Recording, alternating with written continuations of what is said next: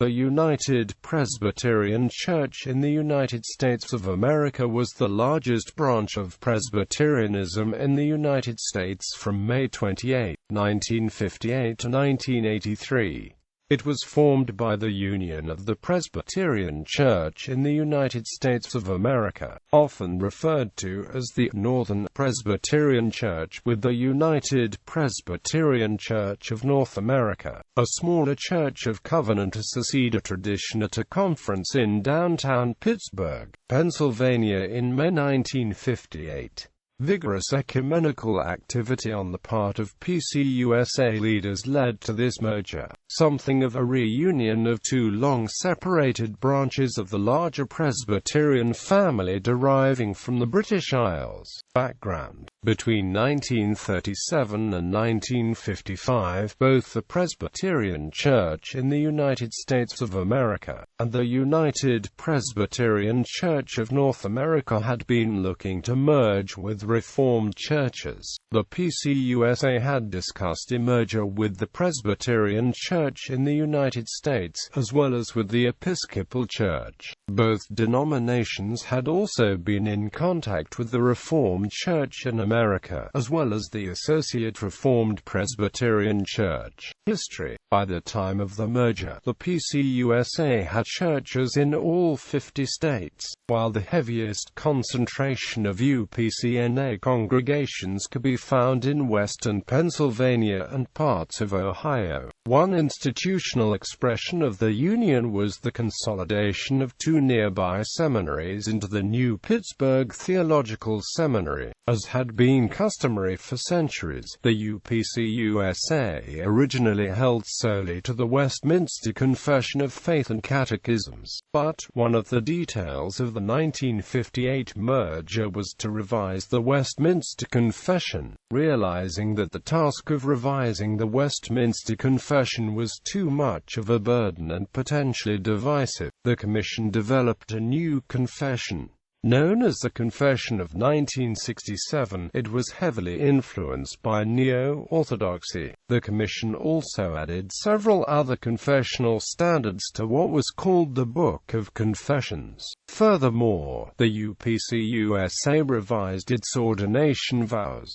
Prior to 1967, the ordination vows required an affirmative to this question: do you sincerely receive and adopt the confession of faith and catechisms of this church as containing the system of doctrine taught in Holy Scripture? After 1967, the ordination vows read: do you sincerely receive and adopt the essential tenets of the Reformed faith as expressed in the confession of our church as authentic and reliable expositions of what Scripture leads us to believe and do? And will you be instructed and led by those confessions as you lead the people of God? Despite strong opposition from conservative evangelicals, much of which dovetailed with the hostility toward the denomination's perceived focus on social action that the Confession of 1967 in particular appeared to endorse, 9/10 of the presbyteries approved the new documents.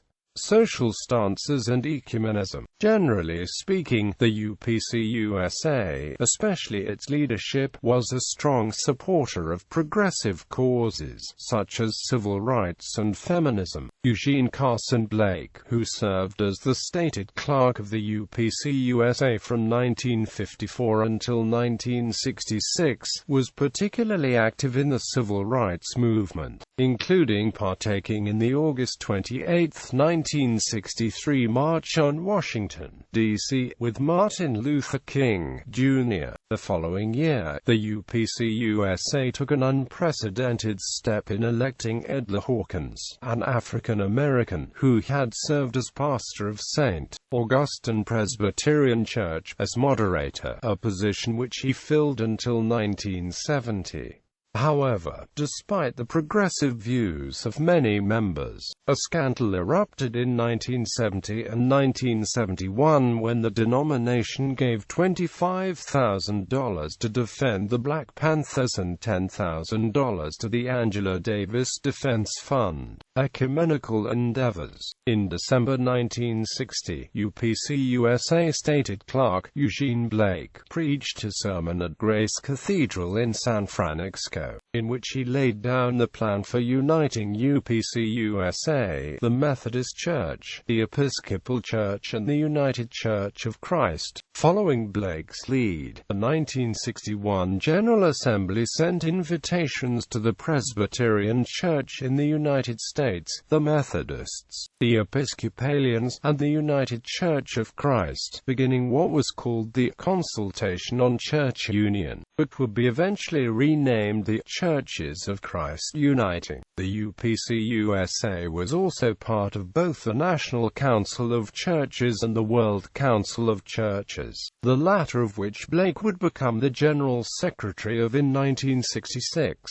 Controversies and departures. Despite being the largest Presbyterian body in the United States, controversies and schisms would soon shake the UPCUSA, which would lead to the exodus of several well-known congregations and members. In keeping with the practice of the PCUSA, the UPCUSA continued the ordination of women. When the union between the UPCNA and the PCUSA occurred in 1958, it was understood that the new denomination would permit, but not require female ministers. However, in 1974, Walter W. Kenyon, a student at the Pittsburgh Theological Seminary, informed his presbytery that, while he would be willing to work with female ministers, or not impede their ordination, he would not participate in their installation. While his ordination was narrowly approved, it was overturned by the Permanent Judicial Commission of the General Assembly the following year, with the commission stating that it was denomination's responsibility to refuse ordination to those who did not theologically accept the ordination of women. The General Assembly had no power to grant the presbytery an exception to an already explicit constitutional provision. Furthermore, in 1979, the General Assembly ruled that all congregations must elect both men and women to the office of ruling elder. The ruling resulted in an exodus of approximately 40 congregations, including 10th Presbyterian Church in Philadelphia, which would eventually realign with the Reformed Presbyterian Church evangelicals in it. In 1976, the New York Presbytery petitioned the General Assembly asking for advice over what to do about a candidate who was a homosexual, yet who was otherwise qualified for ministry. A task force was assigned and came back with the proposal that the question should be up to the discretion of the presbyteries. However, after lobbying from the Presbyterians United for Biblical Concerns, the majority report was rejected by the General Assembly, which voted overwhelmingly to affirm instead that unrepentant homosexual practice does not accord with the requirements of ordination as set forth in the Book of Church Order. Another controversy rocked the UPCUSA when the National Capital Union Presbytery voted to receive a minister by the name of Mansfield Caseman, a move that was upheld by the 1981 General Assembly. Ordained in the United Church of Christ, Caseman declined to affirm straightforwardly the deity of Christ, his sinless nature and the bodily resurrection. This case resulted in a further wave of departures from the UPCUSA, including those who founded the Evangelical Presbyterian Church, along with longtime Pittsburgh Seminary professor John Gerstner.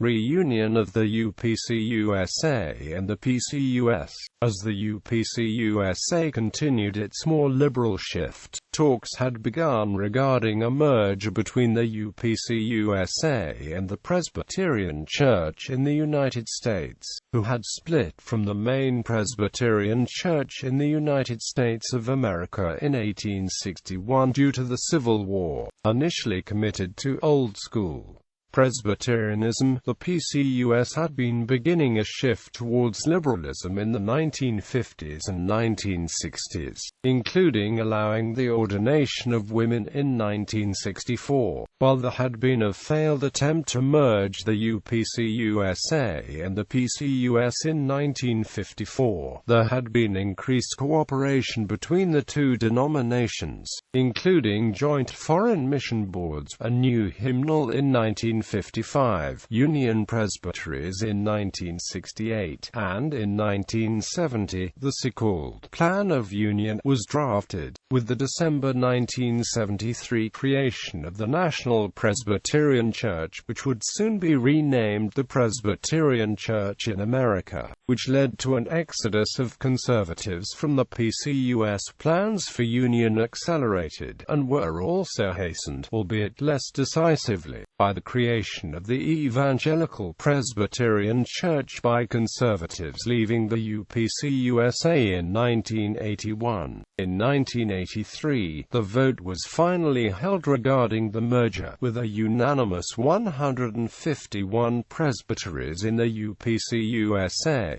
affirming it, and the PCUS affirming it 53-8.